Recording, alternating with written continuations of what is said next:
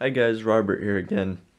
Today I'm gonna go over some tips on the Line 6 Pod HD 500 on how to just use it better and like possibly help you guys get a better sound.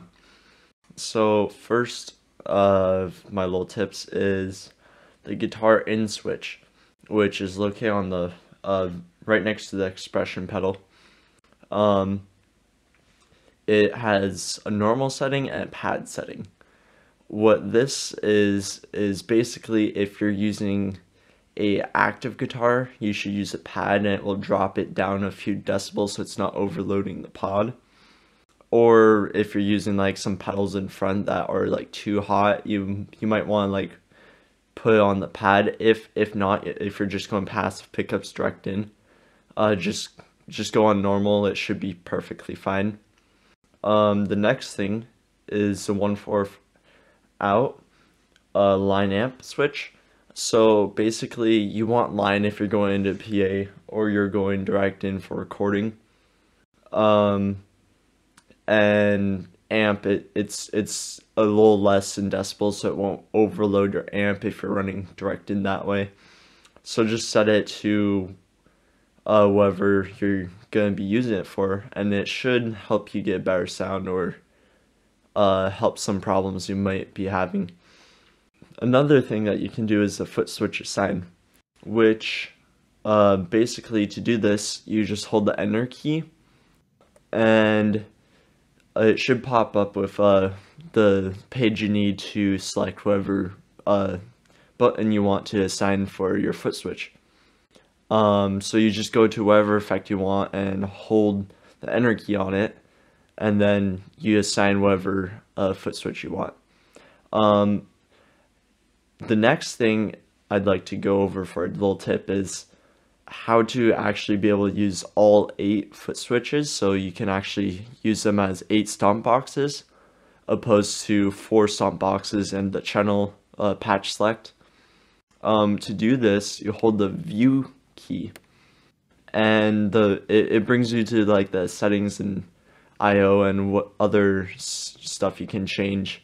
But on the very first page of that section, you'll see A, B, C, D, and that's what it's set for right now for choosing different patches. If you just turn that with the knob, it will go to 5 through 8, and then once you do that, it allows you to, on that patch, access those 8 controls. And then you can still switch by the up and down arrows and clicking the A, B, C, D or whatever to get to the next patch, but it just allows you to use all 8 stomp boxes. Another thing that I found with Pod is in the same, if you hold the view knob, you can go to Studio Direct, which is really good for direct recording or just going into a PA. But if you're running into a guitar amp, you should switch it to like the power amp emulation or just to a half stack or combo. And I'd go to one of those for going to amp. Depending on what your rig is which one you should use. But it will help you get a lot better sound out of your effects.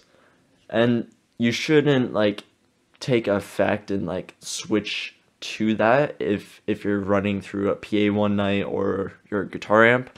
You should use that separate patches for each separate one that you design for. So like you should design it for like one guitar for one patch, and then that patch goes to like a amp or PA, and you shouldn't like be swapping around because it just never translates well. So just make multiple, even if they're really close and similar, just make multiple, and you'll end up getting better tones without having to adjust much. Another thing that I found out with the Pod is that like the EQ in it isn't that great, so just using like in the effects loop external EQ, it really helps a lot to achieve better sounds and a lot more professional studio quality recordings. Or you could go in there and on the computer and edit with the computer's EQ to try and achieve that too once you're recording. But using the EQ will help you get more of a professional feel for live. Thanks guys for watching. If you like what you're seeing, please check out my other videos and please like, comment, and subscribe. Thank you.